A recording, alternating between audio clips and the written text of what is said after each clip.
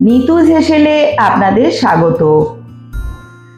আজকে আমি খুব কম মশলায়, কোনো দামি উপকরণ ছাড়াই কাঁকুরের একটা রেসিপি আপনাদের সাথে শেয়ার করে নেব। আমার রেসিপিটা ভালো লাগলে আমার চ্যানেলটাকে সাবস্ক্রাইব করে দেবেন আর লাইক কমেন্ট শেয়ার করতে কিন্তু ভুলবেন না।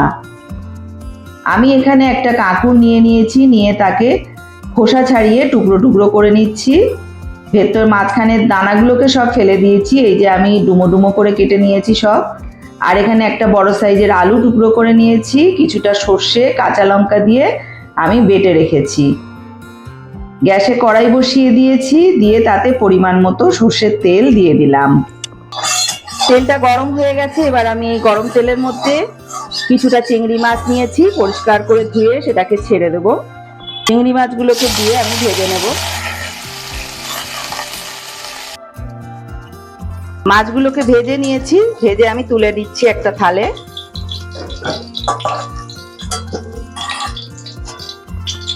এবার এই মাছ ভাজা তেলের মধ্যেই আমি দিয়ে দেবো ফোড়ন। হাফ চামচ পরিমাণ রাঁধুনি ফোড়ন দিয়ে দিলাম। ফোড়নটা ভাজা ভাজা হয়ে একটু সুগন্ধ ছাড়লে তারপরে আমি এর মধ্যে সবজি ছাড়বো একে একে।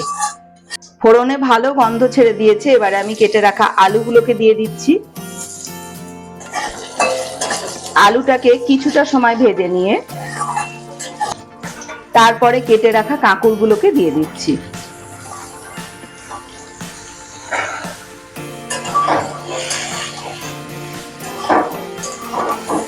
তেলের মধ্যে ভালোভাবে কষাবো।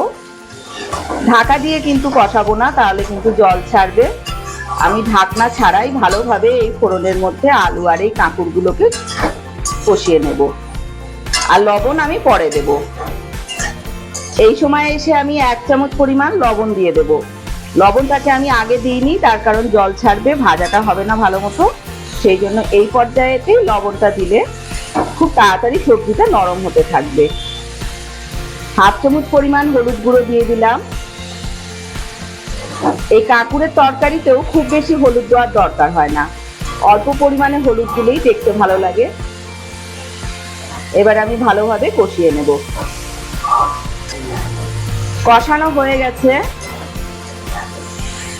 এবার আমি এর মধ্যে পরিমাণ মতো জল অ্যাড করব। আমি এখানে হাফ গ্লাস পরিমাণ জল দিলাম। ঝোলটা আপনারা যে যেমন খাবেন সেই বুঝে দেবেন। আমি খুব একটা ঝোল রাখবো না, তাই জন্য আমি জলের পরিমাণটা কম রাখলাম। এই জলটা আমার সিদ্ধ হতে হতেই টেনে যাবে। এবারে আমি একটা ঢাকনা দিয়ে এটাকে 5 থেকে 7 মিনিট সিদ্ধ করে নেব। ঢাকনা চাপা দিয়ে 5 থেকে 7 মিনিট সিদ্ধ করছি। ঢাকাটা আমি 2 মিনিট পরে খুলে নিলাম। এই সময় আমি ভেজে রাখা চিংড়ি মাছগুলোকে ছেড়ে দেব, কারণ চিংড়ি মাছটাও সবজির সঙ্গে ভালোভাবে সিদ্ধ হয়ে যাবে, তাহলে বেশি ভালো টেস্ট হবে। এবারে আমি আবারও ঢাকনা চাপা দিয়ে আরো 3-4 মিনিট সিদ্ধ করে নিচ্ছি। 5 মিনিট পরে চলে এলাম, ঢাকনা তুলে নিচ্ছি। দেখি আমার সবজিগুলো কতটা কুক হয়েছে। দেখুন সবজি কিন্তু একদম সিদ্ধ হয়ে গেছে, মাছগুলোও সিদ্ধ হয়ে গেছে। এবারে আমি এই সময় দিয়ে দিচ্ছি এর মধ্যে 2টো কাঁচা লঙ্কা। 2টো কাঁচা লঙ্কা ভেঙে দিয়ে দিলাম। ঝালটা আপনারা আপনাদের স্বাদ অনুযায়ী দেবেন। সবজি সিদ্ধ হয়ে গেছে। এবারে আমি কাঁচা লঙ্কা দিয়ে যে কালো সর্ষে পেস্ট করে রেখেছিলাম সেটাকে একটা ছাঁকনি দিয়ে একটু ছেঁকে দিয়ে দেবো, আর ছাবাটাকে আমি ফেলে দেবো। তাহলে কিন্তু কোনো গ্যাস হবে না।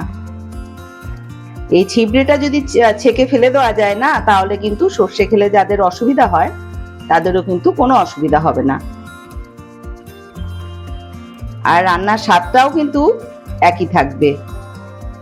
তো আমি এই যে ছাবাটা আমি ফেলে দিচ্ছি। এবারে আমি দিয়ে দিচ্ছি 1 চামচ পরিমাণ চিনি। চিনিটা কিন্তু একেবারে অপশনাল, আপনারা চাইলে দেবেন, না হলে না দিতে পারেন। রান্না কিন্তু অলমোস্ট আমার হয়ে এসছে। এবারে একদম শেষে আমি দিয়ে দিচ্ছি উপর থেকে হাফ চামচ পরিমাণ ভাজা জিরের গুঁড়ো। কাঁকুড়ের সবজি আমার রেডি হয়ে গেছে। এবারে আমি একটা পাত্রে নামিয়ে নেব। চিংড়ি মাছ দিয়ে কাঁকুড়ের এই সবজিটা কিন্তু গরম ভাতের সঙ্গে খুবই মজা লাগবে খেতে। আর যদি আপনারা চিংড়ি মাছ ছাড়া করতে চান তাতেও কিন্তু একই প্রসেসে করবেন, শুধু চিংড়ি মাছটা দেবেন না। নিরামিষ কাঁকুড়ের সবজিও কিন্তু দুর্দান্ত স্বাদ হয়। তো আমার রেসিপিটা তৈরি হয়ে গেল। সুস্থ থাকবেন, ভালো থাকবেন। আবার আসছি পরের রেসিপি নিয়ে।